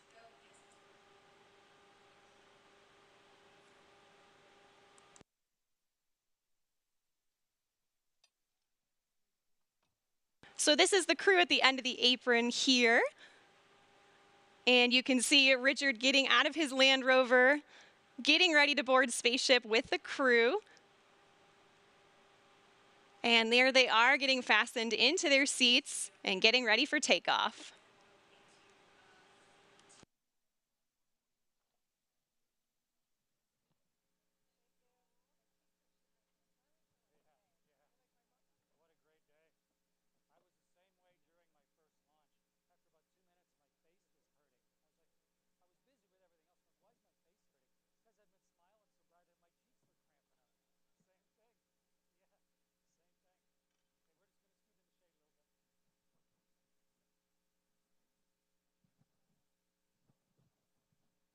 Just a beautiful takeoff, and I imagine that's just so comfortable and intuitive for people to experience on their way up and give them, a way to contemplate what's about to happen. And there's release there, the exciting moment, lighting the rocket motor and headed to space. That's so cool. So you can see the moment when they release right there. Kelly, are you so excited to experience that? Unbelievably so. I mean, this is something only a handful of humans have ever experienced in the world. And for the first few hundred humans who journeyed to space, their flights, look at this. I mean, that footage is incredible. So cool, just floating in zero G. Their flights focused solely on function. But for the next generation of astronauts, we have this opportunity to optimize on experience. And there's just no one better to curate that experience than Richard Branson and Virgin Galactic. I mean, this is just the next generation of spaceflight. Absolutely, and customer service is certainly his specialty. And we do everything in style here, including that stylish landing on the same runway they took off of. And there it is now being towed back. Again, this is footage from today's flight just moments ago. Right now, we have our crew in Gaia, which is the first floor of our Spaceport America's Gateway to Space building. And we call this the Gateway to Space because it is literally the last building that human beings step foot in before becoming astronauts. And these moments, like Richard has said, this is what it's all about. His grandchildren, the next generation, I mean, that generation is going to grow up with unprecedented inspiration, exposure, and access to space. It's going to fundamentally change the way we live, the way we see ourselves and the world. It's unbelievable to be here today, to get to see this and to be a part of this history. Yeah, it's so heartwarming there to see Richard with his grandchildren and his family. You know, back in 2018, on our very first space flight, he wrote a letter to his grandchildren. Let's take a step back and see some history on that.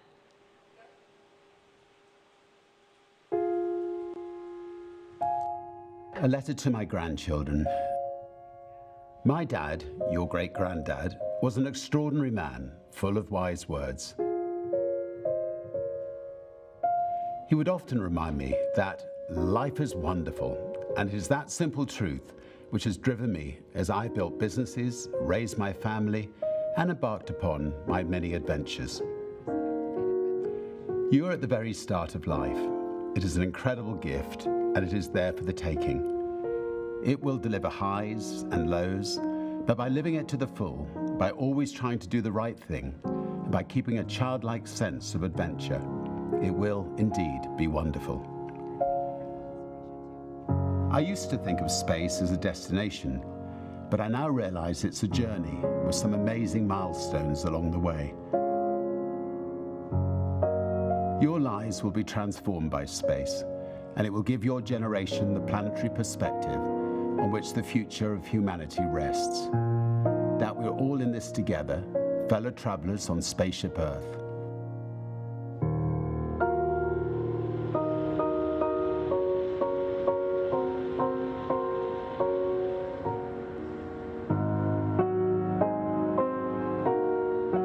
Today we pass the most significant of them all, as our beautiful VSS Unity, along with the hopes and dreams of so many, became the first spaceship built for regular passenger service to put humans into space.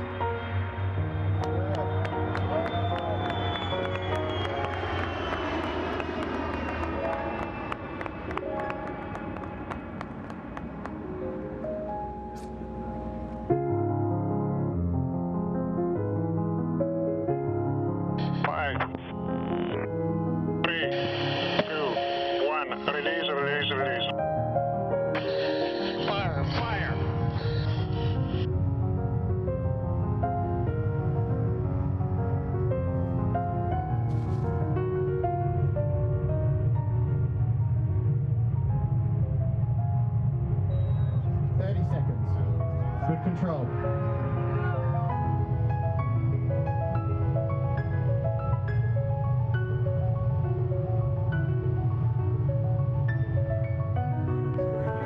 Seconds.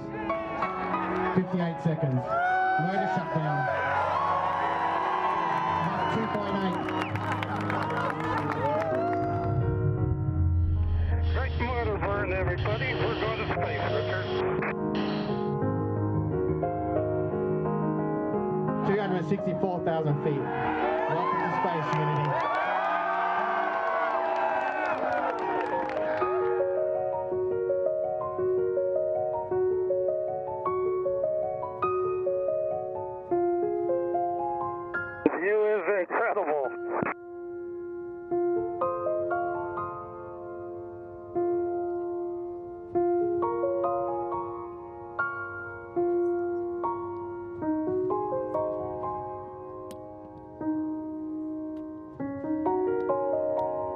Check that out. We can see Mexico.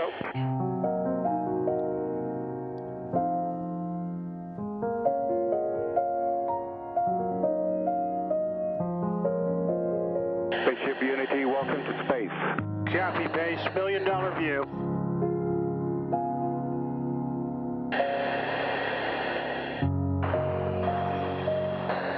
Apogee.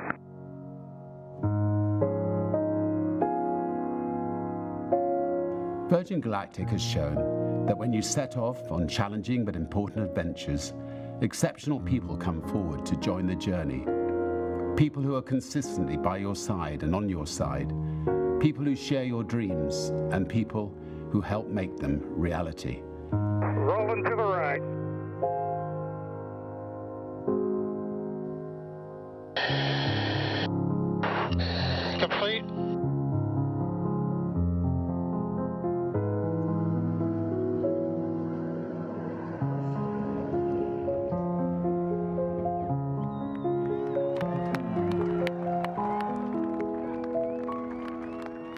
As I watched Unity and her brave pilots soar upwards into space today, my vision blurred by tears, I could hear your great-granddad whisper once again in my ear, "Life is indeed wonderful."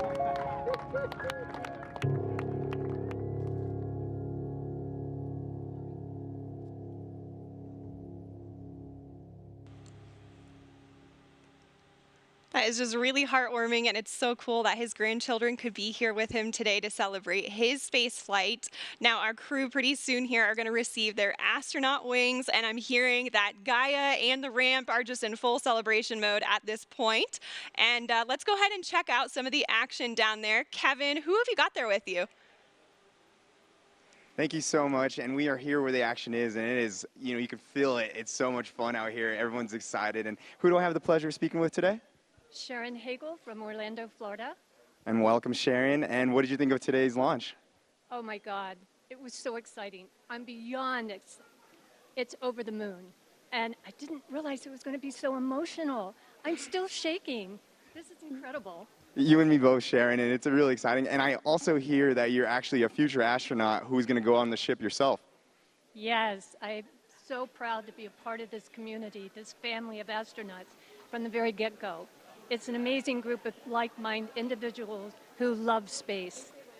That's amazing, and I'm excited for you, and I can't wait till that moment. And then, in fact, thank you so much for speaking with us. We have another future astronaut, I think, coming right over here as well. Mr. Ron, I think we spoke a little bit before. Yes, can you tell us what your name is and where you're from? Yeah, it's Ron Rosano, San Francisco Bay Area. Well, welcome here to Spaceport America. What do you think of the location? Oh, it's always fabulous here, and it's such an emotional day, and not only for us that are connected to Virgin Galactic and the project, but as we turn a corner and expand the thinking and understanding of our world and us as a planet, and to think of the views and the ways things are going to spread for students and people around the world, and thinking of us on a spaceship, Earth, and us a crew on Earth is a very emotional, profound thing. That's amazing. Yeah, so what are you looking forward to most when you go up to space here in the near future? It's hard to say. I think you would expect a change in your understanding of the world and in the way it relates to you. That's fantastic. And I hear you work with children in some organizations. Can you talk a little bit about that? Sure. I've been organizing video conferences with students from classrooms all over the world with me and other future astronauts, and also staff from Virgin Galactic. So we give students the opportunity to have a one-on-one Q&A session with people that are going to space and people that are building spaceships, and that's incredibly rewarding work, and we're so glad to do it. Oh, we're glad to have you here, and thank you so much for speaking with us today. And we have one more guest down here we wanted to talk to, and what is your name? Hello, I'm Zana Vazim, and I'm from Toronto, Canada. Well, welcome here to New Mexico. What did you think of today's event? It was unbelievable, unreal, and truly out of this world. Have you ever thought about going to space yourself? Yes, actually, I am a future astronaut. I'm the youngest one so far, and the reason that I think space is so inspirational and important is because it represents the unity of humanity. It truly doesn't belong to one country, one nation, and it's without borders. And so my dream is not just for myself to experience space, but for women and young girls to experience it too. Well, you are truly an inspiration, and I can't wait for your journey. It's going to be coming up soon, and today marks the big day. It's a catalyst for all this, a new day for us in space travel, and here we are. Can't wait to get back in the crowd, so we'll be checking back with you guys in a bit. Back to the studio. It's great to see some of our future astronauts here today. Right now, we have over 600 future astronauts from 60 different countries. I know all of them today, whether they're here at Spaceport America with us or watching from around the world, will be eagerly anticipating the day they arrive here with their friends and family, ready to take in their space flight. All right, ladies and gentlemen, at this time, our amazing, historic, heroic crew are ready to come on over to be fitted for our wings ceremony right outside. Let's hear from a Virgin Galactic astronaut, our chief astronaut instructor, Beth Moses, who witnessed those life-changing views firsthand. My name is Beth Moses, and I'm an astronaut and the chief astronaut instructor here at Virgin Galactic. And I was honored to carry a little tiny piece of everyone's heart with me into space when I performed the first test of our customer cabin. I was very, very eager to perform this test to make sure that the company could succeed and you all could go to space. And so I tightened up my straps right before release. 3, 2, and I felt a free fall, like a drop tower at an amusement park. And time seemed to go slower for a little while, maybe because I was really eager for the rocket motor to light. Fire, fire. It feels comfortable. It feels like a strong pressure, but it comes on slowly and smooth. But you definitely feel pushed back in your seat. And you have a sense that you're starting to go pretty fast. Then the pilots started to turn us towards space. I had expected the inertial forces to be the dominant sensory input during this gamma turn.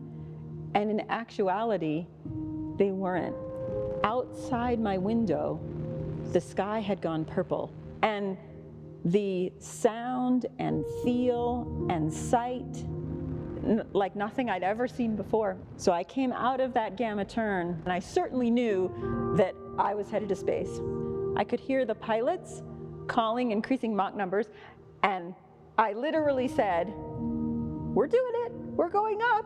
Standing by, 20 knots. Stick center, RCS enabled, transmit 17 knots. At rocket motor cutoff, there's no lurch. I didn't lurch forward in my straps, and it's a common misnomer. There's no feeling of suddenly being weightless. Your arms don't suddenly float up. Your hair doesn't suddenly float up and get in your face if you have long hair. It's really actually far more gentle and quiet and calm than any of the Hollywood movies would lead you to believe. The first time you turn and get up out of your seat a little bit and look out the window when you're in space, of course, the first thing that caught my eye was the curve of the Earth. And then I had to go about my test. I tested a few ways to get in and out of the seat. I tested some handrails, and then ultimately made my way forward in the cabin, just behind our pilots, completely weightless, not touching anything, hands up, head up, hair up, feet up. And that moment around apogee is just something. So I was coasting to a stop and able to look out at the Earth. And it feels timeless, and it soaks into your soul. The sky, space, is just this deep, deep, endless black. And then the most compelling thing is the Earth below you. The vista below you is unreal. Beneath me was just this bright, bright, high definition Earth, like in all her glory, Mother Earth. Pictures do not do it justice, and I believe everywhere you fly, there will be something magic about the Earth, and here in New Mexico, you're gonna have the Hope Diamond, because White Sands is right next to the runway. And I think it's amazing that you are stopped and still, and your body has a chance to slow down, and you get this, forgive me, God's eye view of Mother Earth. That stuck in my soul. It's gonna stick in everyone's soul. It's amazing. It's one of the greatest things I've ever seen. I cannot wait for Richard and everyone to experience this and let it soak in and let it do good. It's always so moving to hear Beth speak about that, and it's an experience that Richard just got to experience, as well as Colin and Sarisha. And I am hearing they are all ready now to come out for the wing ceremony, and what a hero's welcome they're gonna get. Let's go ahead and shift our program over to the ramp to capture these festivities. Please welcome the Chief Executive Officer of Virgin Galactic, Michael Colglazer.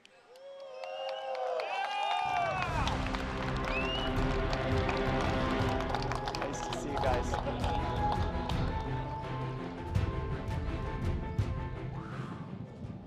All right.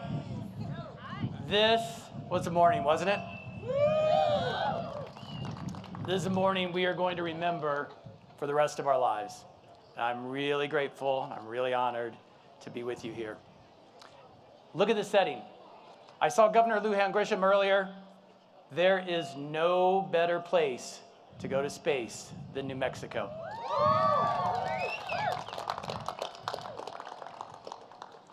As it goes. I'm still kind of speechless from it all. How about you guys? It is there. Well, we did something incredible today. is years in the making, almost a couple decades in the making. It couldn't have been done without the hundreds of people, over 1,000 before we got through with everything getting done here. And just a congratulations to the team. For all of you who are watching online, you'll see a few of us on stage, but this was made up by thousands, and we're incredibly thankful to this team. So great job, everybody.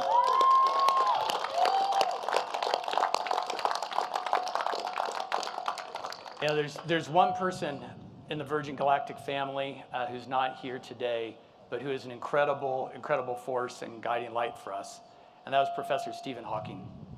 And Stephen Hawking was an inspiration to many of the team at Virgin Galactic.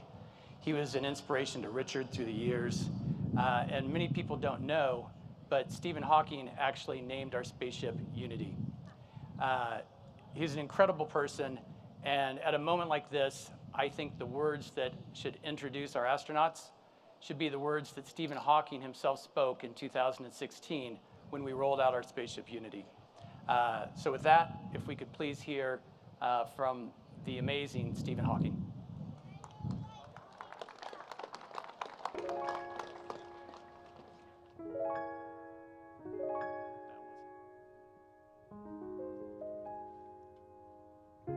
I have always dreamed of space flight, but for so many years, I thought it was just that, a dream. But I had reckoned without the dream of another, a man with a vision and persistence, to open up space flight for ordinary Earthbound citizens.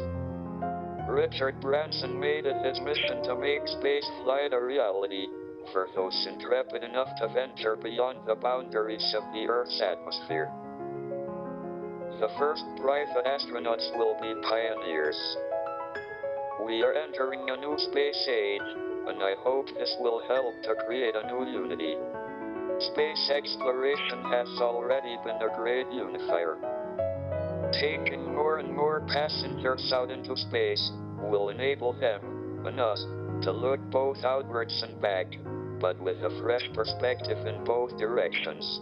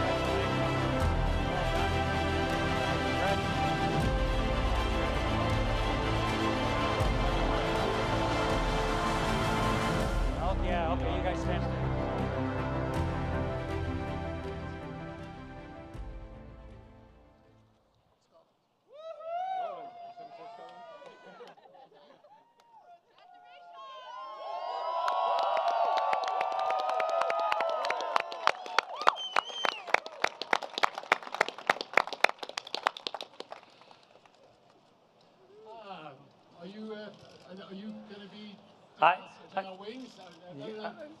Sorry, I was told, sorry, everything. I was upside down a few minutes ago, so excuse me. Anyway, what a day, what a day, what a day, what a day.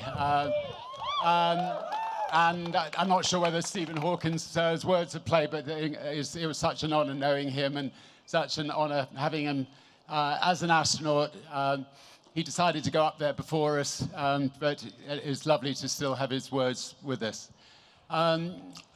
Incredible honor to have Chris Hadfield with us. You will all remember his beautiful playing of a guitar from space. Give him a round of applause. Thank you. Congratulations. I think, like most kids, I have dreamt of this moment since I was a kid, and that honestly, nothing could prepare you for the view of Earth from space. I mean, the whole thing was just magical, and suddenly you're looking down and you're seeing 3 people looking up at you. Hang on a minute, what are you doing down there? We have this incredible Earth. Anyway, I'm just taking it all in. It's just unreal. I was so honored to test the customer experience. So initially, I thought testing the customer experience was a little bit of an excuse to get me on. It wasn't. It's so great to just get out there, test the customer experience. You get lists and lists of little things, and it's the little details that matter. So we are going to now have no details to sort out with this space line. This remarkable crew of mission specialists, and now, any second now, and now astronauts. They are a complete delight to have flown with, yeah, it was just, we've had such a great time. An enormous thank you, obviously, to our incredible spaceship pilots. And to our mothership pilots. I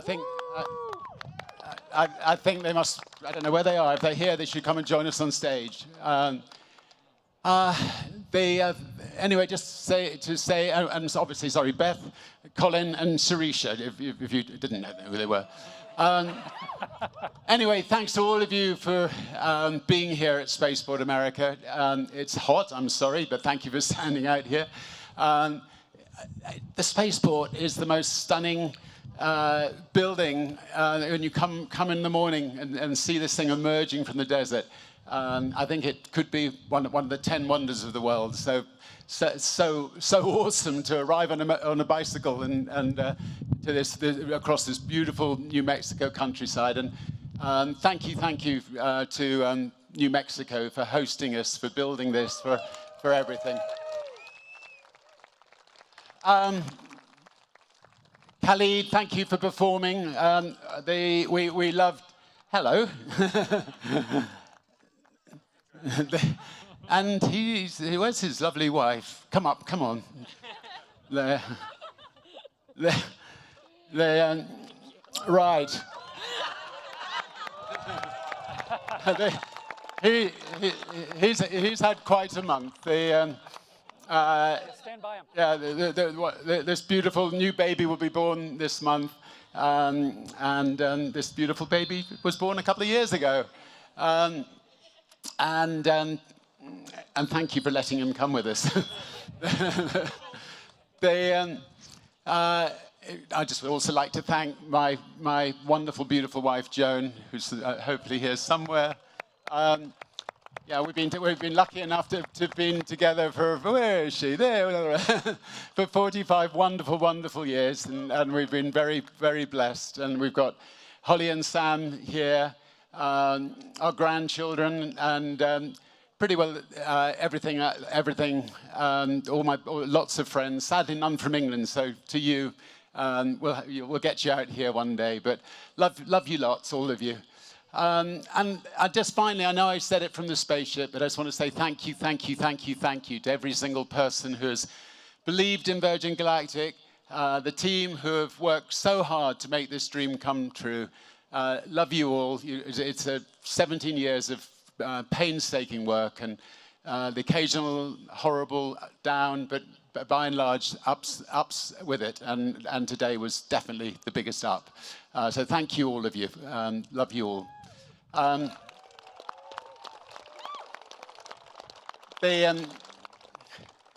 The mission statement that I wrote inside my spacesuit was to turn the dream of space travel into a reality for my grandchildren who are here, for your grandchildren, and for many people who are alive today, for everybody. And having flown to space, I can see even more clearly how Virgin Galactic is the space line for Earth. We're here to make space more accessible to all, and we want to turn the next generation of dreamers into the astronauts of today and tomorrow. We've all of us on this stage have just had the most extraordinary experience, and we'd love it if a number of you can have it too. And with that in mind, I have some news. So today, Virgin Galactic is thrilled to announce that we have partnered with Amaze to open space for everyone. So if you go to amaze.com, I think /space to enter, you have a chance to go to space. And every donation supports a charity called Space for Humanity. And you'll be entered into the Amaze sweepstakes for the chance to win not one, but 2 seats aboard one of the first commercial Virgin Galactic space flights. And with my Willy Wonka hat on, a guided tour of Spaceport America given by yours truly, and I promise lots of chocolate in the factory. I mean, the exciting thing about this is that if enough people all over the world participate, it just means we can just keep on, the charity can keep on doing tickets for people. So it's a lovely sort of self-propelling way of just trying to get lots of people who couldn't have otherwise afforded to go to space. So just imagine a world where people of all ages, all backgrounds, from anywhere, of any gender, of any ethnicity, have equal access to space. And they will in turn, I think, inspire us back here on Earth. If you've ever had a dream, now is the time to make it come true. And I'd just like to end by saying, welcome to the dawn of a new space age. Thank you. Let's do pins. You can keep that. Okay, thank you. Let's do wings now. It has been a tremendous day here in New Mexico. A beautiful sunny day. It's the time of year where from the sycamores and the maples, the little keys, after having worked so hard to grow vertically, are going to detach from the mothership of their tree and float and tumble and plant a seed somewhere else. And the wings that are the Virgin Galactic wings that I have the huge privilege of pinning on the crew are those sycamore seeds and the sycamore wings. It's just a beautiful acknowledgement of the work and the passion and the risk and the accomplishment of everybody here, and specifically these 4 new astronauts. So if I could have you come up first here, please. All right, go.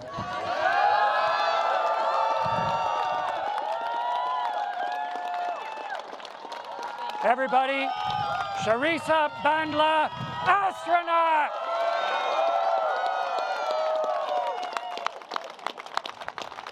Colin Kwaba.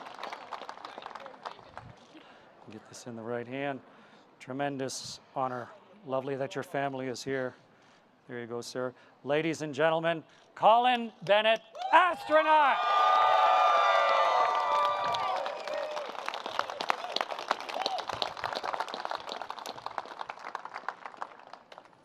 Ready? Yeah. Stretch across. There we go. Get the magnet secure. All right.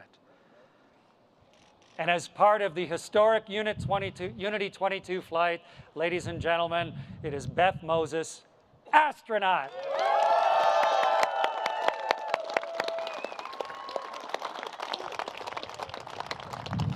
And I don't know of anyone on Earth with the wild vision, the confidence where so many people don't have it, the willingness to take chances, the tenacity to follow it through, and the chance then to celebrate with everyone. Then this man sitting next to me. And so it's a ridiculous honor for me, sir, to be able to give you something that you have earned so handily. Thank you. Thank you. Nice chest, Richard. That's good.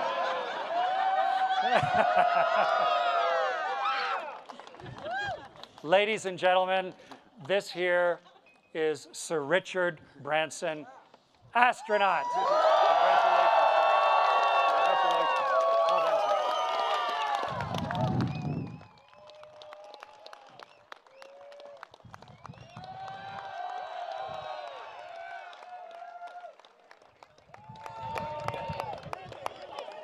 Congratulations, guys. No, thanks. Chris. Well done. Thanks for coming out. That was Well done. wonderful. The ship okay? Oh, yeah. It was an interesting time. Really? Oh, yeah, she's ready to go again. There you go, guys. Oh, gosh. I'll get out of the way.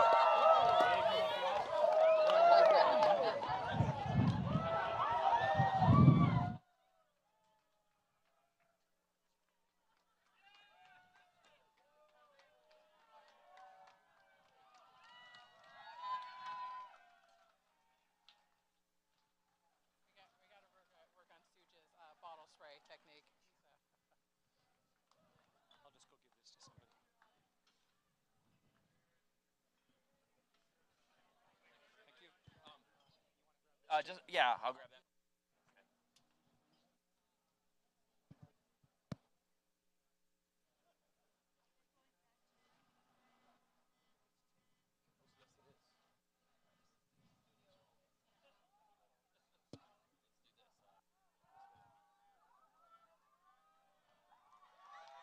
Thank you so much.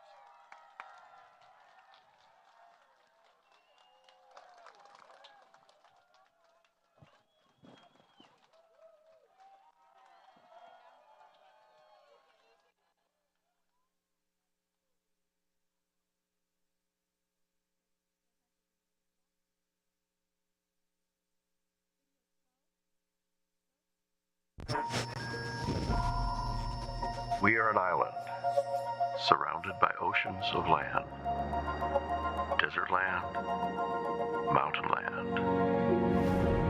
Each time I fly home, I contemplate the endless space. Here, you sense the hand of time, the relentless creativity of nature, and of man. New Mexico, true. Well, folks, that does it. Richard Branson has left the planet and experienced space travel thanks to the magic of science. I know it's an experience that he hopes and expects many others, especially the next generation, will enjoy during his lifetime through the Virgin Galactic experience. To quote Neil Armstrong, wow. You got to imagine Neil said that at some point. For lifelong space fans like me, today was truly special.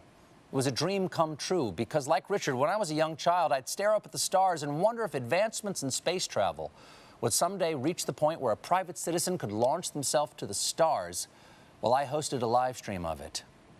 It's truly been an inspiring day.